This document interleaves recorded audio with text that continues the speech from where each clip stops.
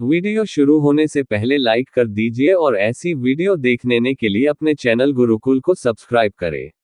भगवान राम की बहन शांता के जीवन का सच। रामायण की कहानी कई युगों से सभी लोग सुनते, देखते एवं पढ़ते आ रहे हैं, जिसमें हमने राम और उनके भाइयों के प्रेम के बारे में विस्तार से जाना, लेकिन हमने राम की बहन शांता के बारे में बहुत कम सुना है, या कहे कि सुना ही नहीं है।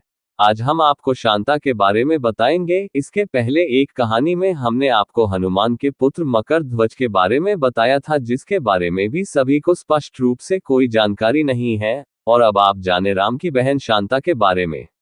भगवान राम की बहन शांता के जीवन का सच। महाराज दशरथ एवं रानी कौशल्या अयोध्या के राजा रानी थे। महाराज दशरथ की दो अन्य रानियां भी थी, जिनके नाम कैकेयी और सुमित्रा थे। सभी जानते हैं कि इनके 4 पुत्र थे, राम, भरत, लक्ष्मण, शत्रुघ्न। लेकिन ये कम लोगों को पता है कि इन 4 पुत्रों के अलावा उनकी एक बड़ी बहन शांता भी थी। शांता कौशल्या मां की पुत्री थी। शांता एक बहुत होनहार कन्या था। वो हर क्षेत्र में निपुण थी। उसे युद्ध कला, विज्ञान, साहित्य एवं पाक कला सभी का अनूठा ज्ञान था। अपने युद्ध कौशल से वह सदैव अपने पिता दशरथ को गौरवान्वित कर देती थी।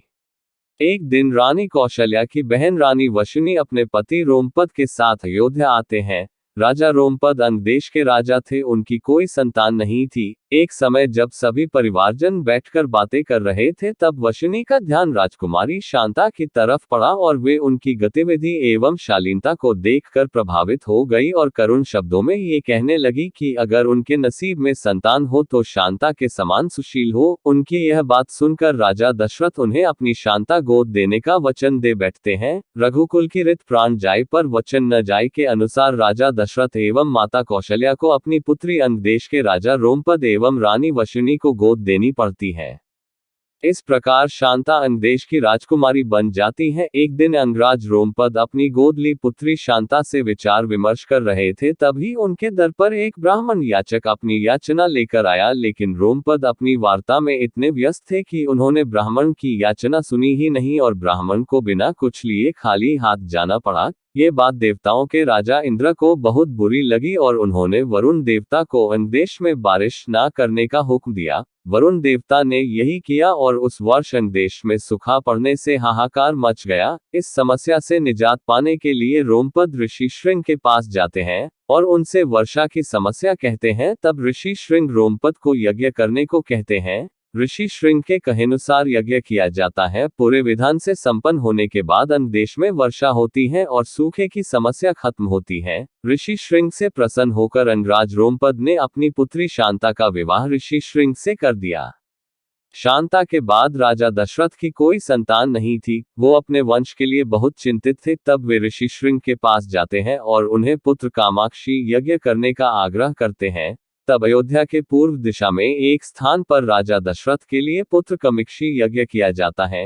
ये यज्ञ ऋषि श्रृंग के आश्रम में किया गया था। आज भी इस स्थान पर इनकी स्मृतियां हैं। इस यज्ञ के बाद प्रसाद के रूप में खीर रानी कौशल्या को दी जाती है, जिसे वे छोटी रानी कैकेयी से बांटती हैं। बाद में दोनों रानी अपने हिस्से में से एक एक हिस्सा सबसे छोटी रानी सुमित्रा को देती हैं, जिसके फलस्वरूप सुमित्रा को 2 पुत्र लक्ष्मण एवं शत्रुघ्न होते हैं और रानी कौशल्या को दशरथ के ज्येष्ठ पुत्र राम की माता बनने का सौभाग्य मिलता है एवं रानी कैकेयी को भरत की प्राप्ति होती है।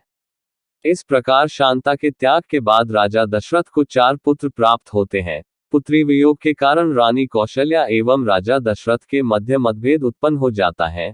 शांता के बारे में चारों राजकुमारों को कुछ ज्ञात नहीं होता, लेकिन समय के साथ वे माता कौशल्या के दैक्य को महसूस करने लगते हैं। तब राम कौशल्या से प्रश्न करते हैं। तब राम को अपनी ज्येष्ठ बहन शांता के बारे में पता चलता है और वे अपनी मां को बहन शांता से मिलवाते हैं। इस प्रकार राम अपने माता पिता के बीच के मतभेद को दूर करते हैं। देवी शांता के बारे में वाल्मीकि रामायण में कोई उल्लेख नहीं मिलता, लेकिन दक्षिण के पुराणों में स्पष्ट रूप से शांता के चरित्र का वर्णन किया गया है। भारत के कुल्लू में श्रृंग ऋषि का मंदिर है एवं वहां से 60 किलोमीटर की दूरी पर देवी शांता का मंदिर है। ये भी कहा जाता है कि राजा दशरथ ने पुत्र प्राप्ति के लिए देवी शांता का त्याग किया था। वैसे तो देवी शांता एक परिपूर्ण राजकुमारी थी, लेकिन बेटी होने के कारण उनसे वंश वृद्धि एवं राज कार्य पूरा नहीं हो सकता था, इसलिए राजा दशरथ को उनका परित्याग करना पड़ा। इस प्रकार जब चारों भाई अपनी बहन शांता से मिलते हैं तो वे अपने भाइयों से अपने त्याग का फल मांगती हैं और उन्हें सदैव साथ रहने का वचन लेती हैं। भाई अपनी बहन के त्याग को व्यर्थ नहीं जाने देते और जीवन भर एक दूसरे की परछाई बनकर रहते हैं। रामायण एक ऐसा ग्रंथ है जिसमें सभी रिश्तों की गहराई, मर्यादा एवं सबसे अधिक वचन पालन का महत्व बताया है। इस प्रकार रामायण से जुड़ी कहानियां हमें उचित मार्गदर्शन करती हैं, हमें रिश्तों की मर्यादा का भान कराती हैं। ये कहानियां आज के समय में संस्कारों का महत्व बताती हैं एवं व्यक्तित्व विकास में सहायक होती हैं। Thanks for watching. For more updates, subscribe to my channel. Like and comment.